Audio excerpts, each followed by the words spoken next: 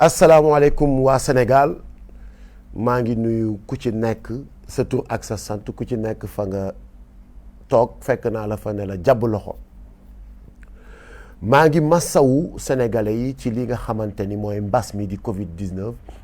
dugg fi lëmbe réew mi di rey suñu yaay yi di rey suñu papa yi di rey suñu maam yi léegi bàyyeetul sax suñu ndaw ñi mu nekk tiis nekk métit nekk lu diis loo xamante ni yàlla wàcce na ko suñu kaw di ñaan yàlla mi ñu ko wàcceel mu teggilaat ñu ko ci jàmm ak salaam damay profiter aussi ci occasion bi di jaale képp ki nga xamante ni ñàkk nga ci sa bakkan ak képp koo xamante ni ñàkk nga ci sa mbokk ñëpp ñi ci faatu yàlla yërëm leen xare leen ca aljana ya gën a kawe.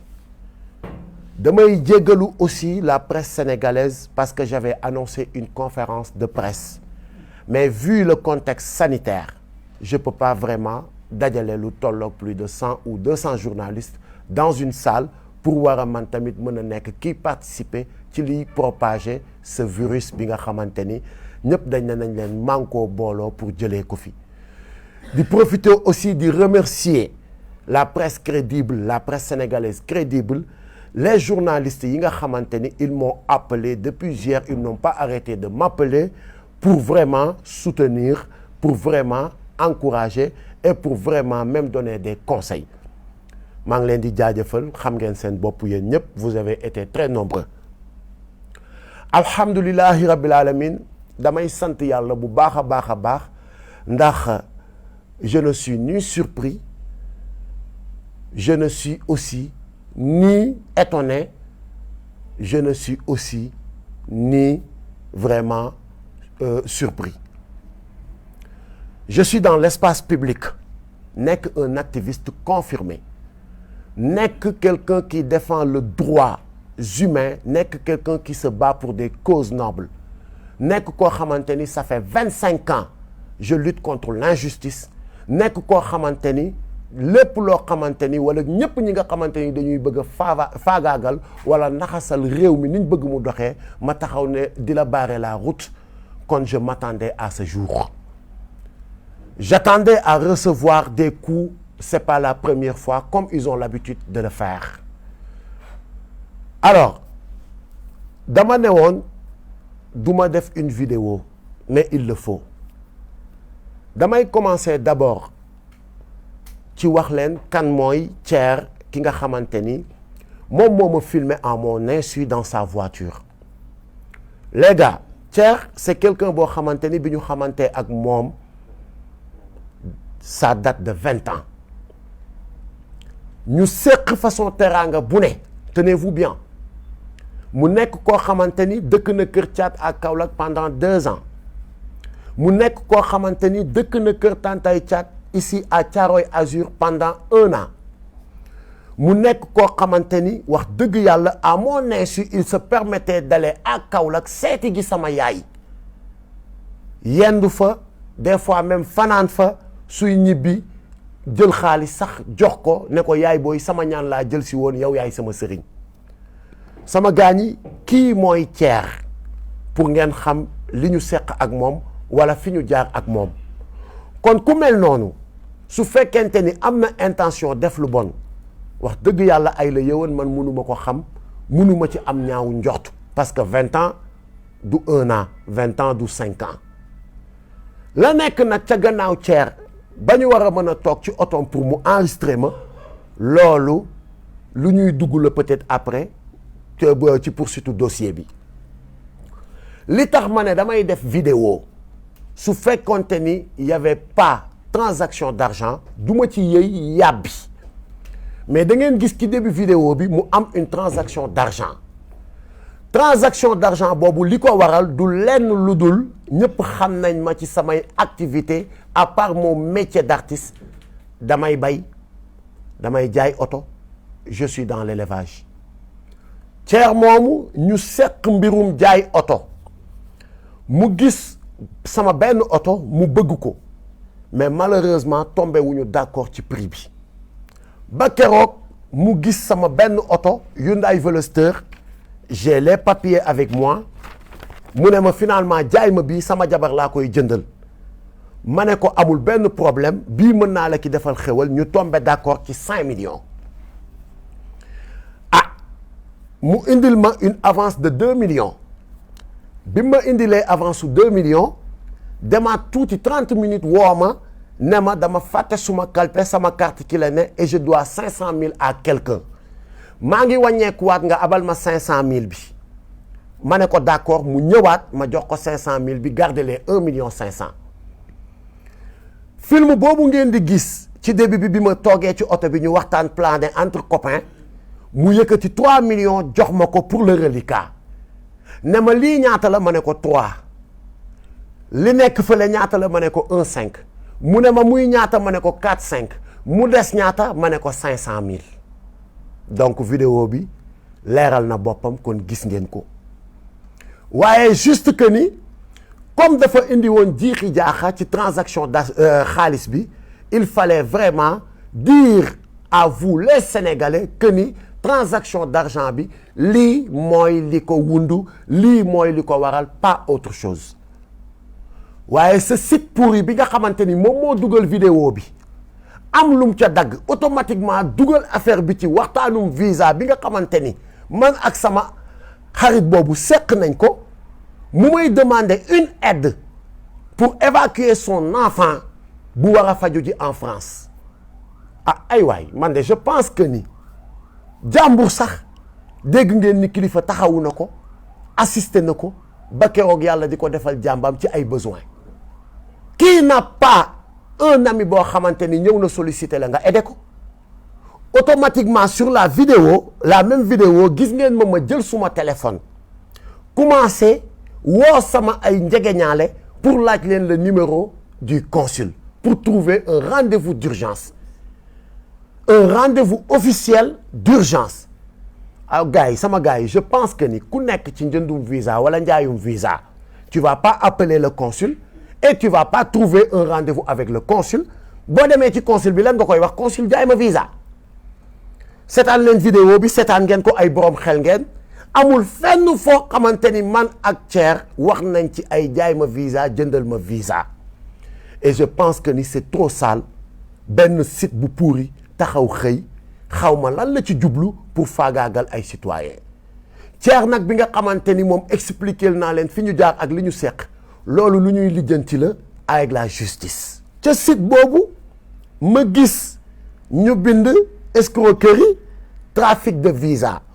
gis même un jugement gis même que ni man dama am sa ay plainte sama dos man de yéen sénégalais yi fi ma toog di wax ak yéen amul benn police boo xamante ni woo na ma wala benn gendarmerie ne ma kilifa da nga fi am une plainte tu dois venir répondre ba fi may wax ak yéen dégguma ko yëguma ko amul ndax sequma ak benn sénégalais lu muy xëyee war ma mun a porter plainte site boobu jugé ma te man dew ma tribunal taxawuma devant le juge ba juge bi génne ay verdict di ma taxé de escroquerie ak de trafic de visa ah loolu sama gars yi c'est un site qui est habitué à ces faits képp koo xamante ni da nga jóg pour taxaw empêcher à ces gens yi nga xamante ni dañ fi nekk di ñu diriger ci manque de respect ne leen du ci dal site boobu gis nañ ni jug na pour def yu bon pour def yu tilim pour discréditer pour xëpp suñu der yu lu bon waaye bii paa nag ah duñ ci génnee noonu du yombee noonu dinañu ma wax ce site va me dire quand est-ce que j'ai été un escroc et ce site va me dire aussi quand est-ce que j'ai trafiqué de visa s'agissant de visa li ma ci xam mooy sama groupe war a déposer pour une tournée ñu woo ma ne ma vous avez un dépôt demain à 11h ma jël suma passeport yóbbu ko ak les documents d'invitation fi festival bu ñu war a dem wala concert bu ñu war a dem présenter ko ñu juger may ñu visa ñu dem suñu tournée ñibbi si waat ci jàmm ak salaam damay wax nag vous les journalistes damay wax aussi la gendarmerie et la police allez faire des investigations ndax man kilifa Landing Mbessane Seck mës naa taxaw ci benn ambassade ànd fa ak doomu aadama budul caat mi ma seqal liggéey wala Gadiaga wala Zmasta suñu DJ wala suñu musiciens yi ñuy àndal taxaw naan damay demander visa wala damay ñaan visa dem leen ngeen defi cette investigation parce que c'est très important. Il s'agit d'une accusation grave et les Sénégalais aussi ont besoin de savoir et de comprendre ñan ñoo nekk ci dëkk bi nekk ñoo xamante ni seen intention du lenn lu dul saltel ak tilimal deru des honnêtes citoyens. may ñaan aussi notre justice mu autosaisir sur cette affaire parce que warul yem rek tamit ci benn site xëy na bind woy après tilimal der dugg na fi génn fi ñu bàyyi noonu mu jàll mu autosaisir. Je suis disponible, je ne bougerai pas de ce pays maa ngi fi tukkiwuma dew ma fenn et j'attends une convocation venant de la justice su fekkente ni lii ñu may tudd dama ci laale wala dafa am faites votre travail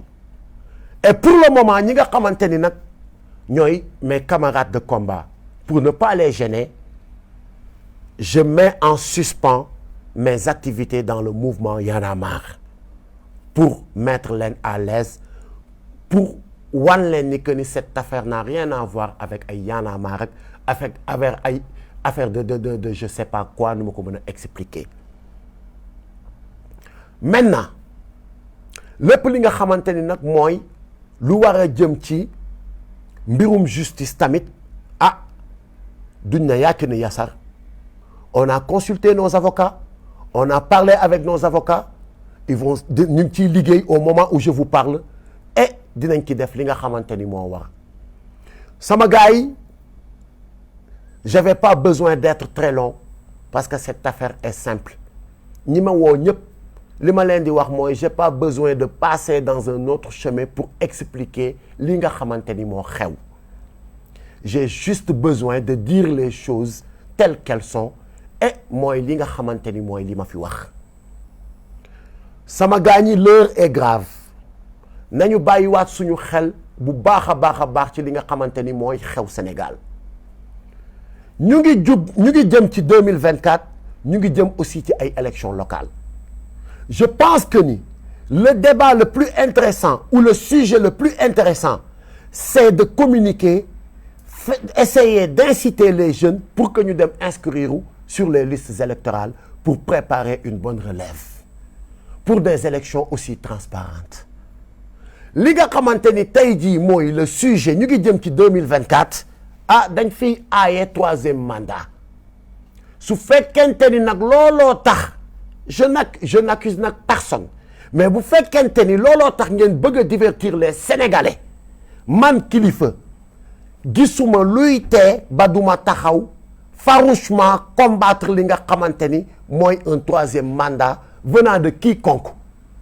ndax lu ñu mayul sunu maam Abdoulaye Wade duñu ko may keneen ku mu mën a doon fii ci réew mi su fekkente ni da ngeen bëgg a divertir les Sénégalais pour ñu bañ a wax ci sàccum suuf gi spoliation foncière bu metti bi ngeen nekkee c'est peine perdue dinaa ci wax ba suba ci ginnaaw ngoon su fekkente ni aussi da ngeen a bëgg a bâillonner ou tilimal ou yàq deru ñi nga xamante ni dañu taxawal pour leeralal Sénégalais yi seen yu bon yi ngeen nekk di def c'est peine perdue je suis prêt comme toujours vous pouvez tuer Kilifeu et je suis prêt pour y laisser mon nez mais